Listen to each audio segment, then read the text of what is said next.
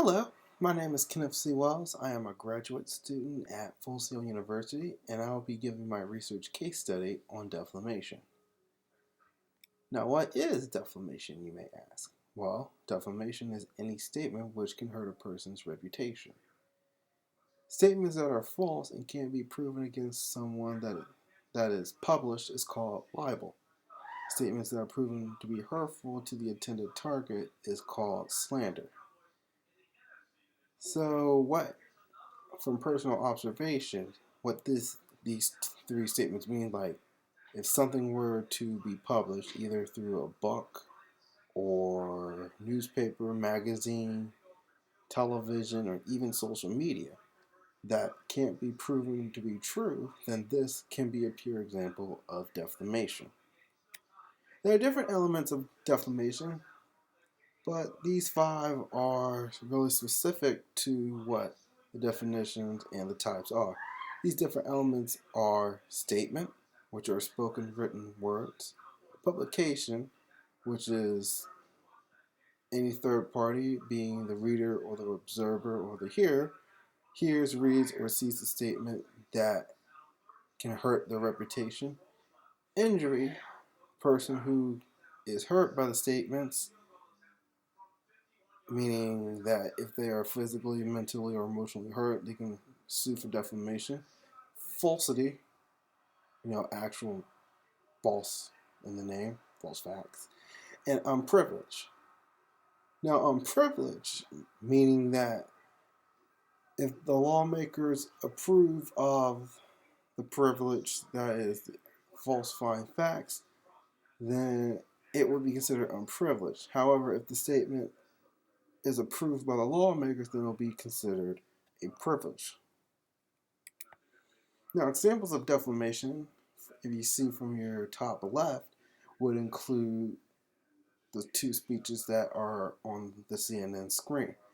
During the Republican National Convention over the summer, there was a comparison between Michelle Obama's 2008 DNC speech and Melania Trump's RNC speech. And if you look at the two side by side, they're almost alike. Now, the real question was, could Michelle Obama sue for libel?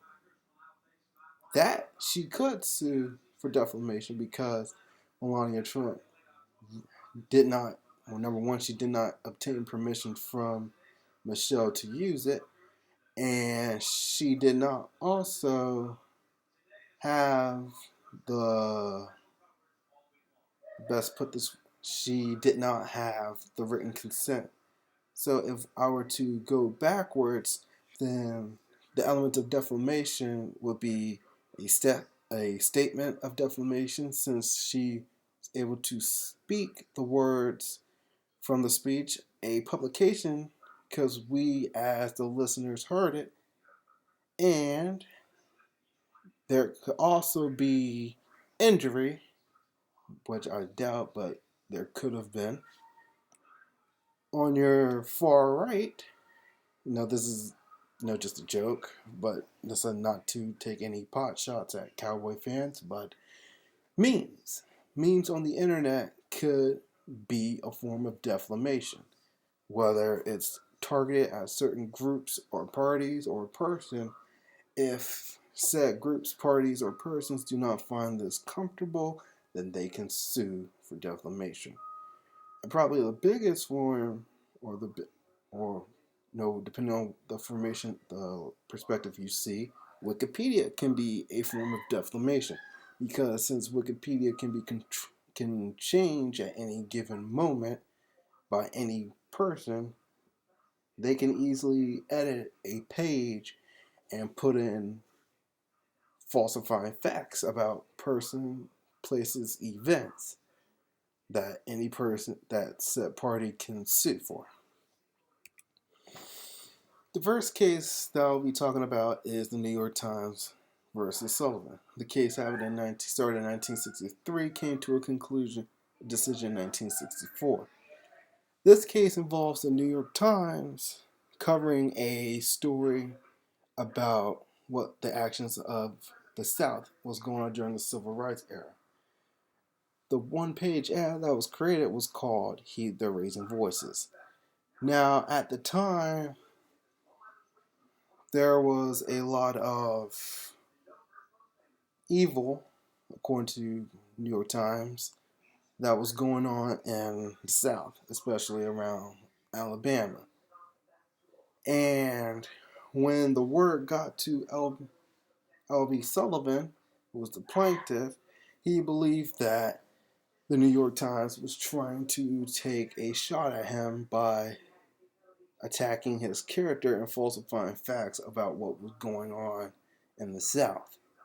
So Sullivan decided to sue them for defamation, even though the New York Times never specifically.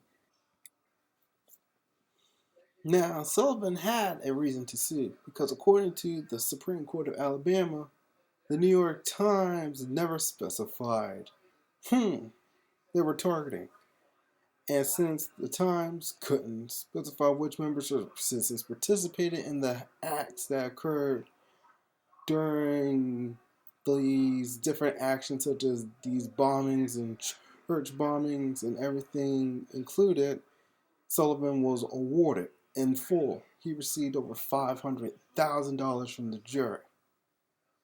So, New York Times eventually appealed the decision of the South Carolina Supreme Court and took it to the United States Supreme Court after being approved of a writ of Satori. So, what is a writ of Satori? Now, this is from the Latin word satori, which means to be informed of re-examination. So the process is that the Supreme Court will hear from the lower courts, and if the lower courts could not come to a decision, and they were reported to the U.S. Supreme Court. If four more judges agree to the writ, then it can be taken to the Supreme Court for a re-examination. Now, the decision that came from the Supreme Court was that the New York Times was protected by the First and 14th Amendment because of the freedom of speech. In addition, the New York Times was not specifically going after Sullivan.